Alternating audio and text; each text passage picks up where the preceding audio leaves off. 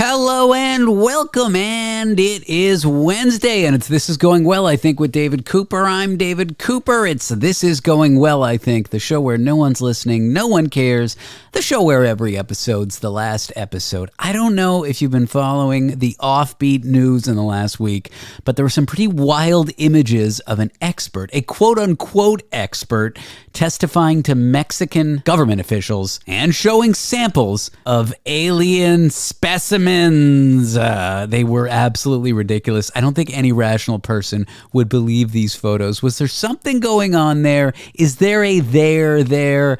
We're going to find out with Dr. Lee Kuhnle. He is a professor of political science at Humber College. He hosts a podcast about conspiracy theories called the Uncover Up Podcast. You can download that wherever podcasts are played. We're going to talk all things aliens, this story, and maybe more. Put on your diving caps. We're diving in.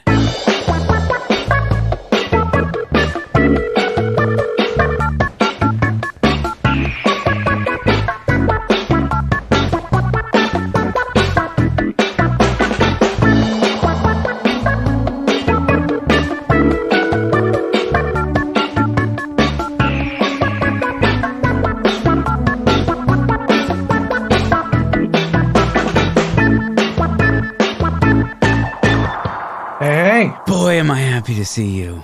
It was good to see you, man. You're very handsome, you know that? Yeah, this is why I come onto your show. That's the one reason. It starts with a compliment, and I'm like, that's made my day. So, we don't have a ton of time. I know you got to go in about half hour. Let's do it. Well, that's the thing about this format, and I'm really glad to have you on this fucking format. And yes, I'm taping. We can be loose. We can be the David and Lee that I've come to know between the interviews. Exactly. Okay, let's do it. I don't need to call you Dr. Lee. I don't need to say you're on the stupid radio network. No. What is your show, by the way? When I had to cancel a lunch date for this, I was glad to do it. It was with a colleague of mine. Wow. That's an accolade right there. I mean, that's now in my bio. A guest once canceled lunch date to attend show. Handsome guest. She said, "Oh, I miss David Cooper's show. She's a night owl." Wow. And she's like, I loved listening to him. So you've got at least one fan beyond Nathan and I who want to know, where do we get your show now? Like, what is the show? Jew.pizza. Wait, that's the show? No, just www.jew.pizza. That's my website. Because that was your email address, right? Yeah, that's my amazing email address. Okay. Yeah, your friend can, I'm taping right now. I don't have to include this in the show, but I want to, and I probably will, to be honest. Okay. If I were to ever tape without you knowing and you were to say something that would end your career, I of course would never. I appreciate that. Yeah, I would cut that from the show. That's sort of the deal. I surprise guests with dubious consent by taping at the beginning and getting those awesome bits.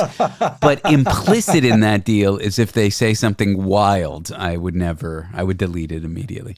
Okay. But I like the show talking about where to find the show. If you just type David Cooper into whatever podcast app you use, Spotify, whatever, you have a podcast. You know what it's like. I know how to do that. I know the internet and things. But it's really funny because me and this fire and brimstone, plastic surgery heavy, Christian lifestyle, whatever, mega church pastor named David Cooper has a podcast as well. Oh, wow. And him and I are neck and neck. Because he releases it on the daily, I release it on the daily, and I think these algorithms favor that above all else. Certainly not quality, because then I wouldn't be at the top for David Cooper. But I'm neck and neck with him, so... That's amazing. There's something to be said for holding your own with a mega church pastor. I mean, they've got a dedicated following. He's had so much plastic surgery. It's wild. I don't know if he's 40 or 70, to be honest. That he's got to be 70. But I keep on getting my producer of this show, Danny, to reach out to him. And by that, I mean she hasn't done it yet, and I want her to do it. But I've reached out to him. And he just doesn't respond. His people don't respond. His publicist, for whatever reason, wants nothing to do with me. I wonder why. So yes, your friend can just search my name. It's like the show I did for pay, except it's a little looser, a little funkier, a little more surreal, a little less No offense to people interested in Canadian politics, he says to the political science professor. No, you know what? Speaking as a political science professor, I totally get it. I do. It's like Bell Media wanted me to cover a bare minimum of normal stuff, and so I did it. And there was always this fight between this one producer of mine who I think is the one who introduced you to me. I won't name him. Okay. But the boss wanted him to inject more political content in my show.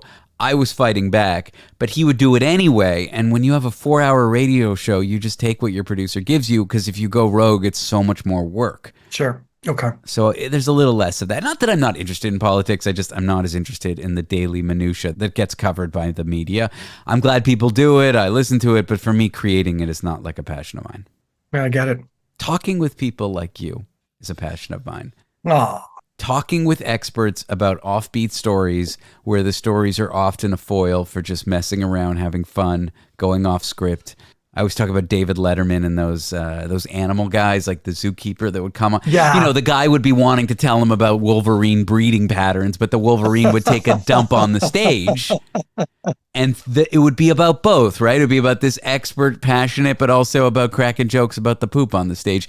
And that's why I thought of you when I saw those fucking bizarro Mexican, what was it? It was like in Mexican Congress and the Mexican legislature. These guys were testifying in front of Mexican officials with like paper mache alien bodies. Yeah. And it's not that it happened, although it is. It's not that it was the most shitty evidence for aliens that I've ever seen. It's that these Mexican officials were staring at whoever was presenting it with a straight face. That's what I find the most unbelievable about all this.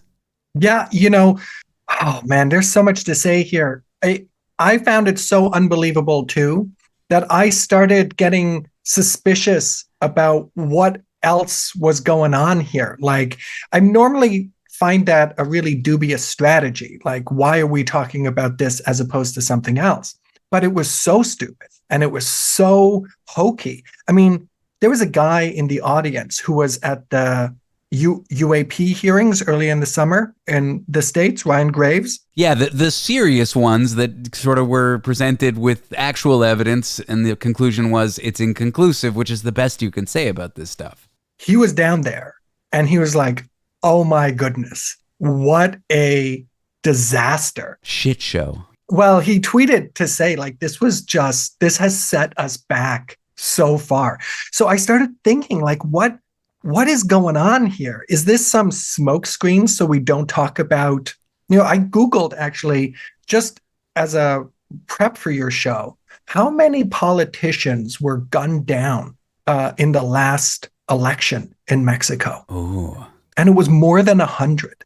Like, more than 100 people running for office were like shot on the street, murdered. I was like, that's where I started to go with this because it was so bizarre. Wow. It took me on this whole other trajectory where it's like, okay, what are you hiding? Like, what is the thing you don't want me to be talking about right now? This is why they pay you the big bucks, because for me and everyone else, we looked at the photos, we looked at the images being presented, and we just thought, what a ridiculous thing. The fact that cartels or whoever were operating in Mexico, doing dubious things, gunning down politicians, there's some other story going down in Mexico that they want to obfuscate or detract from. That didn't even occur to me. And you think it must be something like that, or at least that you're suspicious of something like that? Well, it hadn't occurred to me either until it was just so ridiculous. I'm like, okay, what is it? Like, you can't expect me to be taking this seriously, right? So that's sort of where my somewhat suspicious mind led me. Like, what else is going on in Mexico that we shouldn't be talking about? I thought there was some overlap there also with the UAP hearings earlier in the summer, where, I do think that the UAP phenomenon, or what we used to call UFOs, it can be a national security threat. It's been something that people in positions of power have worried about for a really long time. And so I think there's a legitimate question to look into. NASA then came out just recently saying, hey, there's some stuff here we can't explain. This could be a really interesting scientific project. But also I was like, some of the Major Grush testimony, right? So he's the intelligence official who is like, oh no, we're reverse engineering alien spacecraft. We have alien bodies, all this kind of stuff.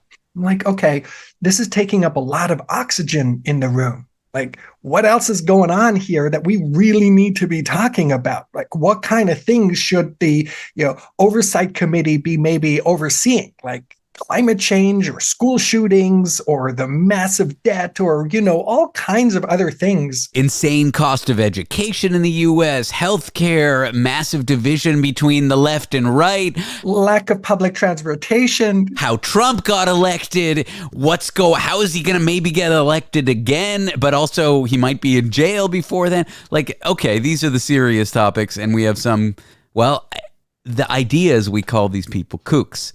Because the people in power want you to call them kooks. Because what are they hiding?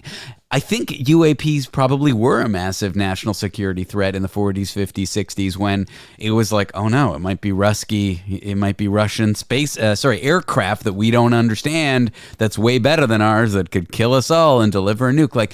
But nowadays, do we think governments are creating crafts that are capable of what these UAPs are potentially doing? Or well, there was the whole Chinese spy balloon, and that okay, I have to just preface that by saying I am not 100% sure that it was of Chinese origin, although that's certainly become the kind of prevailing narrative, and I'll go with that for now. There were certainly incursions in Canadian and American airspace of terrestrial, that is, humanly made objects that were not made by the Canadian or American military that were shot down, right? So there could still be some national security questions even today. I think you're right. In the 50s, especially, it was a real big question about, well, maybe the Soviets have got something through Project Paperclip, where both the Americans, but then also the Soviets went into defeated Germany and pulled out a bunch of scientists. And then the Americans used them for their rocket programs and their space programs. But what were the Russians doing? Were they maybe the Soviets, were they maybe like building flying saucers or who knows what? Maybe they got some tech. So yeah, there was interest back then.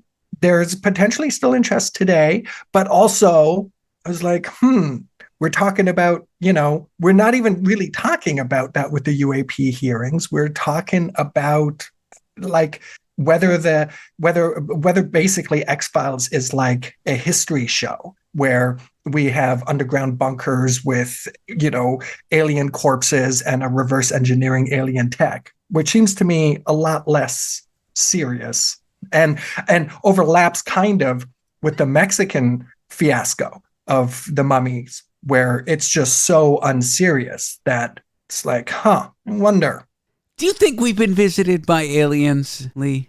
I don't. I mean, it sounds like, because I always, when I come on, when we do, Nathan and I do our podcast, or when we get invited onto shows like yours, I feel a lot like just I'm throwing a wet blanket on all of our cool, fun sci-fi ideas. Well, I definitely think there's aliens out there. I mean, yeah. But the idea that they visited us in any kind of time scale where we've had the ability to even write it down, I don't think they have. So that's kind of where I'm at. I agree with you. So I mean, if you ask me like my personal opinion, I don't think we have been visited. But the thing is, we have to follow the evidence too. I mean, it's kind of irrelevant what I think about gravity or what I think about radiation. There's a certain there's an objectivity to it, or we should approach it with that.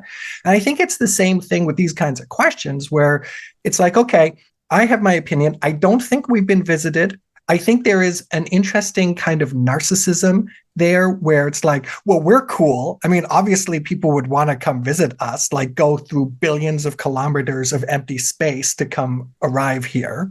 But I don't see any compelling evidence. What happened, though, on the same day that the Mexican aliens were unboxed, and you know what? Like normally I like unboxing videos. Like I go to YouTube and I watch people unbox stuff. I know. Like when I'm interested in guitars or computers or whatever, I just watch people buy the shit that I'm not going to waste my money on and unbox it. They're so boring, but they're so much fun.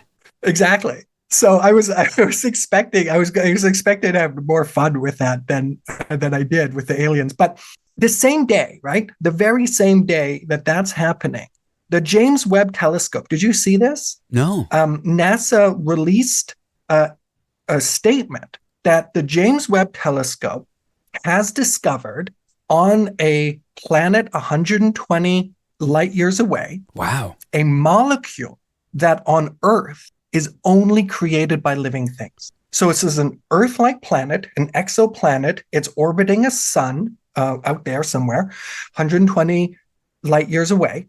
And in the atmosphere is the presence, I had to write it down because I'm not a chemist. I'm reading this article right now, and I don't know how I missed this. This is fascinating, but please go on. Isn't it fascinating?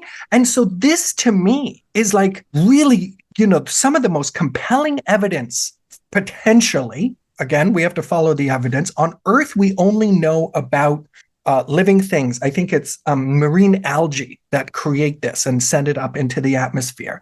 And so this is like some of the most compelling evidence that we've ever gotten for extraterrestrial life. Now, I know it's not your kind of like sci-fi, super advanced, like whatever. It is kind of boring. It's like, okay, we found a planet. We did, what is it, mass spectrometry.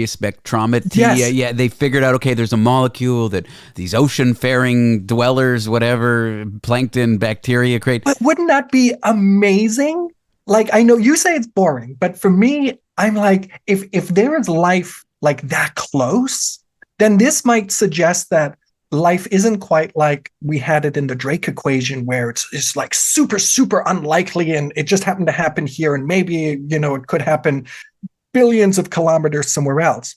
Maybe life is like a thing that happens a lot in the universe. That's what I think. I think the real reason we haven't been visited is maybe it's something to do with the light speed barrier. It's not crossable. And so to visit a civilization takes fucking forever. And it just hasn't happened to us in the last 3, 4, 5,000 years since we've been writing things down. And we can kind of verify it. I know humanity's been writing things down for longer than that, but you see my point.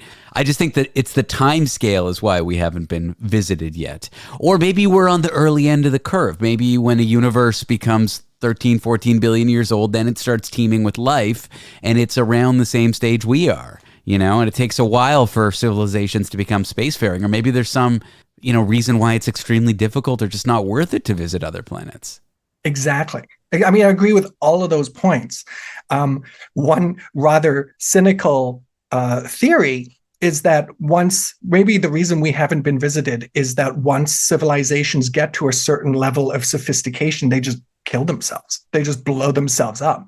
That's somewhat cynical, but the way we're going, there is something there. If you think of technology as kind of life, like it has some evolutionary agenda, like you can't stop the progress of technology. No one person can do it now.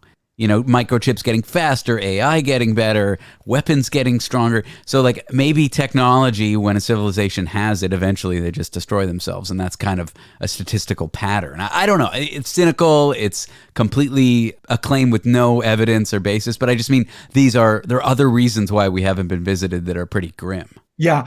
And I mean, okay, look. I'll just throw something else out there. You and I are on the same page, but when, consensus makes me nervous. So I always feel like when we develop, I have to like maybe just take the other position, just to test it out. So there is something called the Fermi paradox. And Enrico Fermi was a contemporary of Frank Drake, who came up with the Drake equation. Quickly tell me I know what the Drake equation is, but for anyone listening. Right.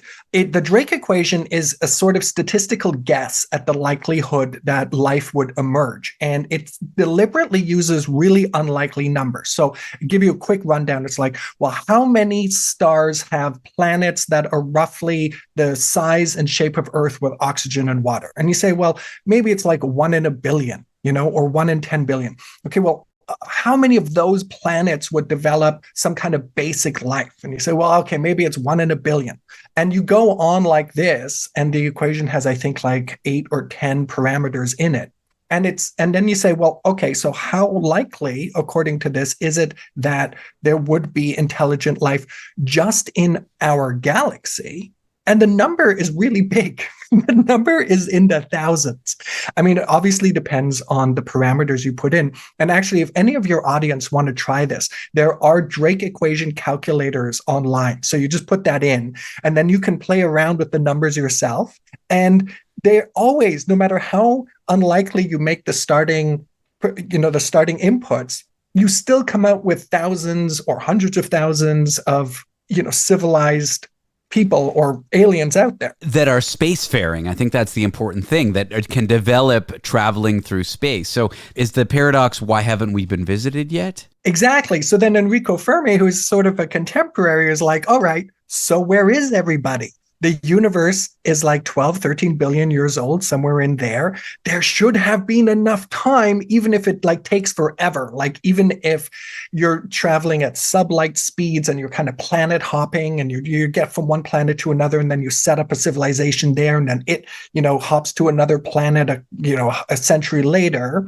At this point, says Enrico Fermi, the whole galaxy should be colonized with whoever those super advanced aliens are. The fact that they're not, and we don't even get any signals from them through SETI, for example, which is this research project that's looking for these signals. How come we don't see anybody out there? So maybe it is just us and algae all over the place. Maybe, although I'm looking at this wonderful photo of a alien in Mexico in what looks like a coffin. And maybe they're already with us. I don't know. You were crescendoing at a point before the Fermi paradox, and I interrupted you. I don't know. I don't know if I could re-crescendo. It's well, do we want to talk about the unboxed aliens? I mean, maybe I'm just full of it, right? No. Maybe there it is. There's the evidence. Why don't I just accept the evidence? Well, I'm still fascinated by this James Webb discovery. And when people say, do you believe in God? Are you spiritual? I'm like, all I need to do is look at the science, look at the stars. And for me, that's spirituality. It's amazing what we know that we're a part of. But for some reason, a planet with a gas or a molecule in its atmosphere that could be signs of life isn't enough. They want the fantastical, supernatural almost kind of thing. And that's what's being presented in Mexico. And then those rational people among us laugh. But people will buy this, which is what's scary to me. People will buy it. And, there was one thing. I think the only thing Newt Gingrich ever said that I thought was insightful and I learned from was that, and he was talking sort of about how to shape political discourse. And he's like, there are those nerds who, this is a paraphrase, there are those nerds who pay attention. They're constantly reading the political reviews and all of this kind of stuff. There may be, Washington insiders, there's those people. And then there's the rest of us. And we're not really paying attention. And so what we get is just a kind of we hear stuff and it kind of resonates with us or it doesn't. And most of us, most of the time, of course, I include myself in this. Most of us, most of the time, don't dig any deeper. So I think this is how this alien unboxing thing works. If you are already in the camp of, say, David Grush, who gave the testimony earlier in the summer, who was like, yeah, we've been visited. The government knows about it. Maybe other governments know about it. They've been keeping it a secret. The whole X-Files plot, basically. If that's already your starting assumption, then this is just kind of evidence that you can take on board and you can just kind of accept it. It's confirmation bias. You're starting with a conclusion, as fantastical it is, and then you see evidence that confirms it. And yeah, what I think is true. You see evidence that contradicts it, and you don't buy it. No, exactly. And what happens is most of us don't bother to really research it. I mean, why would you, right? If you're not like me and totally obsessed with this subject, you hear this and you're like, well, that's ridiculous, and you move on. Well, the rational among us, we feel we don't need to dig deeper if we're not expressing opinions. But the problem is there's people who express opinions, often incorrect ones or wrong ones or problematic ones, who don't dig deeper. And those are the people who the algorithms elevate. The kind of anti-intellectual bullshit you see on extreme right-wing Twitter, for example, or X or whatever the fuck it's called. I don't care. Whatever it's called these days, right? Yeah. Those tweets that say wild, unbased claims about the government, the U.S. government, whatever. Not that the U.S. government is good. It's one of the most evil institutions I know. But that's the problem. Those rational among us on all those fields. Like I'm telling you, I don't love doing political content. I don't necessarily dig deep. I do read the news. I am somewhat up to date. I'm actually behind the scenes kind of a news junkie, even though I don't love talking about it. But like, because I don't dig deeper, because I'm not educated in one small area, I just don't express wild opinions that are polarizing and aren't based in fact. But the problem is those who don't dig deeper, who do express wild opinions, those are who I worry about. Yeah. And you're right. The algorithms push it up. The content has always got to be a little more hyperbolic than the last piece to keep you interested in whatever platform you're on, TikTok, YouTube, whatever. And so we are creating an information landscape out there in which not only is it full of confirmation bias, but it's sort of constantly heightening the discourse in whatever ways that you happen to be into. I mean, I'm sure, I haven't actually done an objective test here, but I'm sure that if you started your TikTok endeavors with being interested in cute little furry dogs, by video 100, it's 1,000 cute furry dogs, and with cute furry cats, it's just whatever is like the next video that's going to just heighten that a little bit. And you're right. I mean, it's all of us too. Like, we're emotional thinkers to a large extent. And this kind of stuff, somebody else has some kind of rage that they express on my behalf. It feels good. I don't know. I'm just thinking of the algorithm and the way you can surface mis or disinformation. And it really is the wet dream of the surveillance state, like the East German, like Stasi or whatever. Like, all the tools are available now, and yet we don't think we're living in a state like that. I'm even more cynical on that front. Like, the East German surveillance state was very heavy-handed and a little reductive and blunt, right? They would you didn't toe the party line and you would get threatened, or you would be, thrown in one of their political prisons, which I've in fact visited.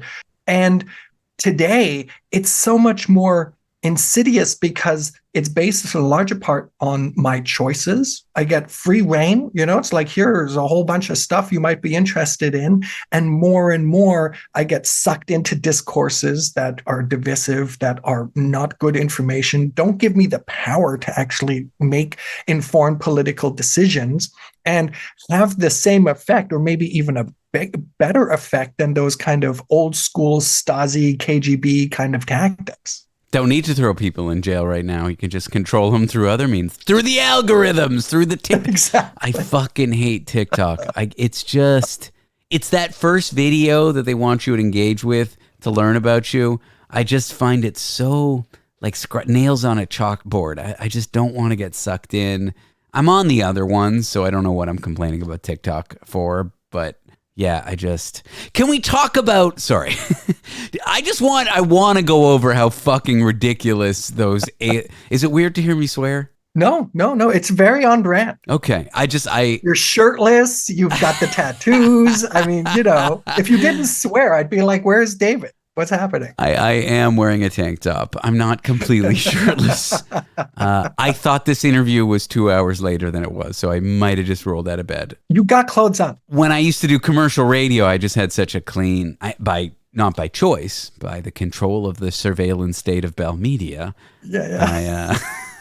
I still kind of work for them. I should keep my mouth shut, but I won't. Not important. Fuck. I was talking about the aliens. I do want to hear, I gave a cursory description, I didn't dig too deep into this description in true David Cooper style at the beginning of this interview. However, with our last few minutes, I do want to hear your take on what you saw. Like, I saw some of the videos, I saw some of these stories. Admittedly, as much as I talk about hating social media, I read the various threads on Reddit panning it. And honestly, my opinion was probably formed from reading those. Like, I came in saying, we all laughed, it's so funny, but really I'm just parroting one source. And if that source were lying to me, I probably wouldn't have dug any deeper, but that's a side conversation that honestly we already had. Can you tell me descriptively about what happened and what you saw? Because it was so funny. Yeah, okay. So in the Mexican Congress, there is an unboxing of what basically looks like E.T., like full on, like the filmic version of E.T. It's not exactly but if you haven't seen it, that's a very close analog. These are mummified, small human-like beings, elongated heads.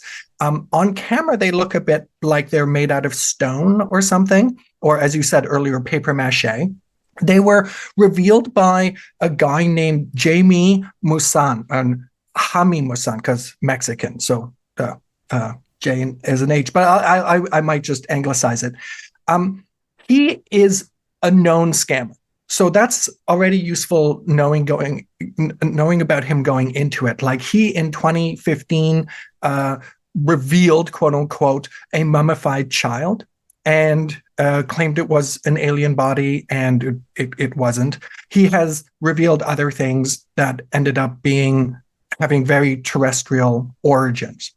There's a dark side to this where, like you, I kind of thought this was kind of a joke and it was silly, but the Peruvian Congress has, not for the first time, gotten quite upset about what they regard as illicit harvesting of their pre-Columbian or pre-European contact archaeological heritage. So what these quote-unquote alien bodies probably are 1,000-year-old Peruvian mummies that are created, and we don't know, and by we, I'm referring to experts in this field, because I am so not an expert in Peruvian archaeology or anything related to any of that kind of stuff. So I had to, defer to a lot of people who in various forums have spoken up about what this actually is. And they seem to be some kind of potentially religious or art-like objects. They are created out of mostly animal bodies, and then they have kind of skin and it's a little not pleasant glue and maybe even some human remains mixed in with it. Now, these ones that were shown look like they've been tampered with, in which case what we're dealing with is religious archaeological artifacts. How were these, who got them? How did they get across the border? They're being presented in the Mexican Parliament, in Mexican Congress. Are there Peruvian representatives here? Were they consulted about it? There was a lot of people in Peru who were livid. Elected officials, scientists, archaeologists who are like, this is also not the first time, they say, we've had to debunk this kind of nonsense. It goes, and I had to take a look back at this. I remember this book. It goes all the way back to 1968, where there's a book that was released called Chariot of the Gods, where these geoglyphs, these things in Peru, they're like these kind of geometric shapes or animal shapes that you can only see from space. No. And they're carved into the landscape or carved into the mountains. And so there was a book claiming that these were actually landing pads for aliens. Of course. And it's again this whole like ancient aliens built the pyramids, aliens, anything that we find surprising or mildly unexplainable, there will be somebody who's going to write a book and make a ton of money claiming that they're aliens. Now, this Maussan guy, who we know has a history of these kinds of hoaxes, he is also deeply invested in the UFO alien scene and is making money off of it. He knows one of the representatives in the Mexican Congress. He's hit him up before with other kinds of scams like this. And he's the one who brought it into the Mexican Congress, which also is a really weird place to put something like this. Like what? Like, does the Mexican Congress always reveal new archaeological or some kind of findings? Like it's a legislative body. Like what the heck are they doing? So experts have reviewed this. They're like, no, these are desiccated Peruvian mummies from pre-contact era about 1,000 years ago.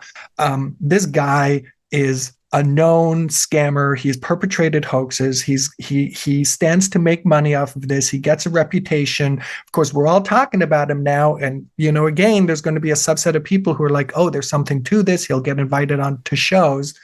And so I think it's really quite, and again, like you had Ryan Graves, who is also himself quite invested in the UFO UAP scene, who even he is like, this is ridiculous. Like, come on, this is putting the whole conversation, back a generation.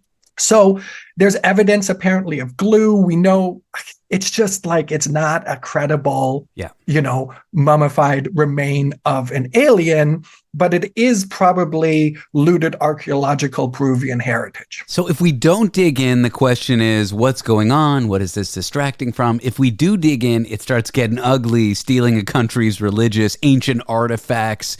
It's funny. I thought this story was so ridiculous and laughable, and I don't know, it's just kind of sad that once we look at it, it's just ugliness all around. Sorry, I always take it dark. Like, I don't know. It's my thing. It's not like that, Lee. Lee, it is so good to talk to you. It's been, 8 or 9 months, and it feels like we've spoken in the last week. You're such a good guy. Aw. Thank you for being on the show. Thanks for having me on this show. When I thought of this podcast, I knew you were someone I wanted to engage. I kind of lament that I didn't bring you in sooner, but... Well, I know you've tried. That's been partly my fault. And I'm so delighted that you're back on and running your own show now and get to do your thing. And I'm going to hold you to getting me back on. I want to come back. I'd love that. I mean, I got no authority here. There's nothing I could actually do to make you. No, it's now, this is going well, I think, with Dr. Lee Kuhnle. And yeah, I'm happy to see you. And next time I'm in Toronto, we are going to grab, well, I don't drink, but a beer or something. You and Nathan and me. I think the best part about this show is at the beginning, we talked about how to listen to it. And then at the end, we're talking about scheduling. That's a great show right there. A show that talks about how to listen to it, which presupposes you're already listening to it, and then talks about scheduling at the end, which gives you insight to how the show is booked. I mean, what is better than that, Lee? What is better than that? That's why you come to me, I know. It is really good to see you. Good to see you, man. Okay, I guess this is goodbye. All right, till next time.